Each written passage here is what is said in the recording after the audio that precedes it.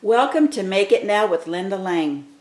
Today I'm going to show you a real quick tutorial on how to make these little tiny spiral end booklets. You see, I use jump rings. You just make these little booklets, and I've made several of them. They're so fun to make. I just have so much fun. And you just use your scrap paper.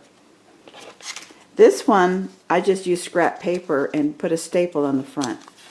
And I just pop this in my purse and use it to take notes, because sometimes I just need to write something quick, and I use these. They're disposable, so they're nice to make and you don't waste any paper.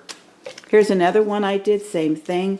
I used a staple on the inside, and I put the staple outside here, and then I put the inside here so that I don't get snagged on it.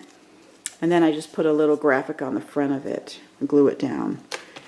Here's a different one. I use a little clip, and it's also with a staple. You just staple through here. Now I have a kind of a long staple thingy, and it can kind of go in here and pushes down, and you just make that, and then I just glued a graphic to the top. But I'm not going to show you these. These are so simple, you can figure that out yourself. But I'm going to show you how to make one of these. So let's get started. First thing you want to do is get your tools. So I use a little crocodile hand style. You can use paper hole punchers or whatever you want to use, but I use this. I happen to have it, so I'm going to use it. I also use these needle nose pliers for my jump rings. I have these. I need 5 of them. I also use a metal ruler and an X-Acto knife. Those are my tools. Okay, and a pencil. You can use a pencil. So now what we have are different kinds of paper. This is a cardstock. I'm going to use this for my cover. And I have another one. Here's another cardstock too. It's kind of pretty. I like those. Those are my cardstocks. I'll put those aside for my covers. This is the paper I'm going to use. Just different kind of paper. You can use typing paper.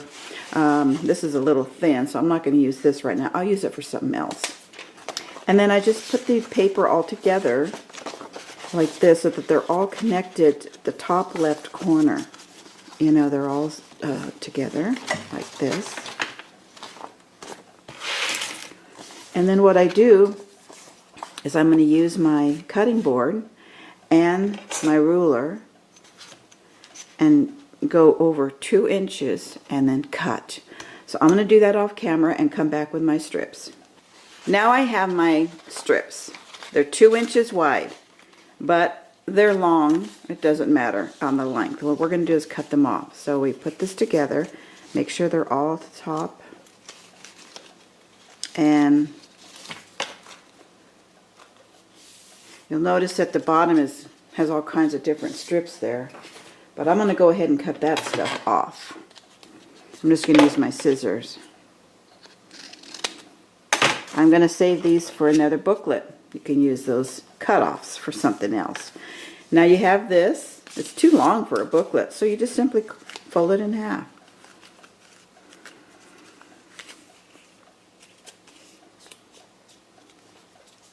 You can actually fold it in half again and make a nice little tiny booklet. I'm not going to. I need to be able to have more room to write. I like to write. So I am going to cut it down a little bit, but I'm not going to make it tiny.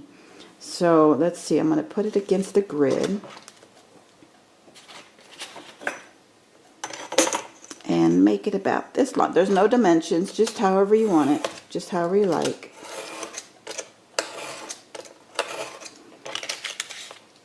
And these do not toss away. I can make another booklet with these. Okay, make sure it stays together, and then lay it on the grid again, and then just cut off that fold. You do not want the fold side at all. You want all the papers to be single papers.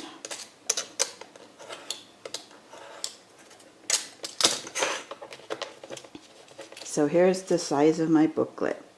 Now what I want to do is make sure that I hold it together. I don't want them to be slid apart. And then I want to make a nice cover for it. I like this. But I'm going to use the back side so I can measure.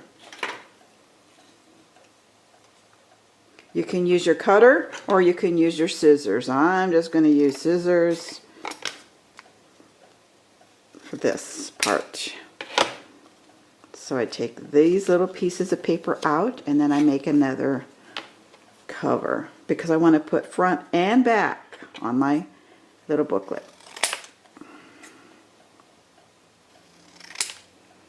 Okay, now I put this on the front and this on the back. And there's my little booklet. I use these little, I guess they're quilt clips. They're so cool. I love them. I use them for everything.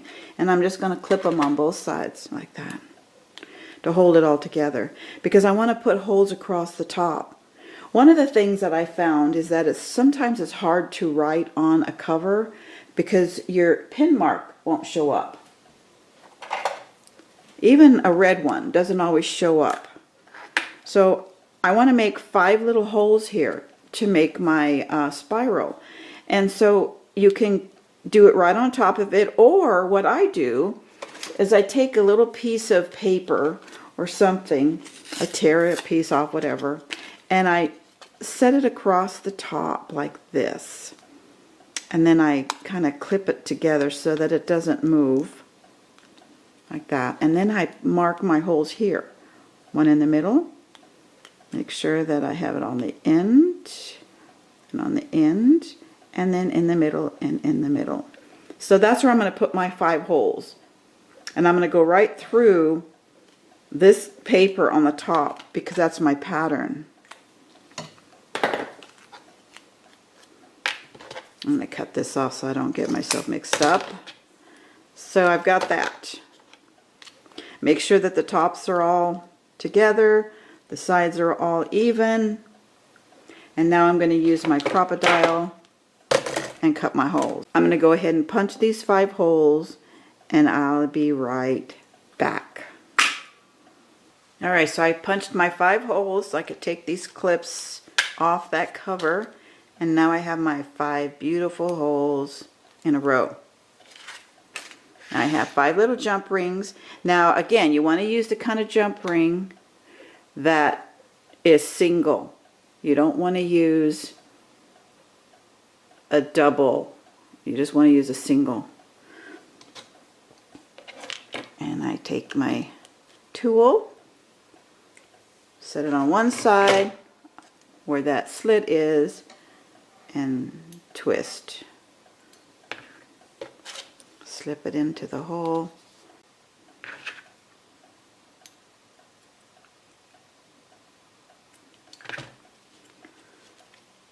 I'm going to do the rest of these off camera and I'll be right back. So I am back now. I finished my little rings. Take the clips off and now I have my little book. Wow, isn't that cute? So that's how you make these little ring books. So easy. Again, this one, I just glued a little graphic on the top. I had made some strips, used extra, my extra paper, used a stapler, stapled from the outside to the inside, closed it up, stuck a graphic on the outside, and put a clip on it. How easy is that? Pop it in your purse, put it in your journal, ready to go. Here's another one. I put a staple right through here. You know what's interesting you can do also is you can color your staples before you put them in your stapler. Just telling you, you can use a Sharpie and color your staples. So that way you have a pretty staple. Anyway, so that's that. Of course, then we have, this is the same kind as just a strip. I stapled it from the outside to the inside, folded the over, stuck a little graphic from a magazine that I cut out. This is disposable, and I like to put these in my purse because I might I forgot oil, or, I just write something real quick so that I remember when I go to the grocery store what I need. Very simple, very fun to make. You can make a bunch of these, put them in a little pack, give them to somebody for a gift. They're going to be used, I'll tell you. They're not going to just be thrown in a drawer. So here we are. Make it now with Linda Lang.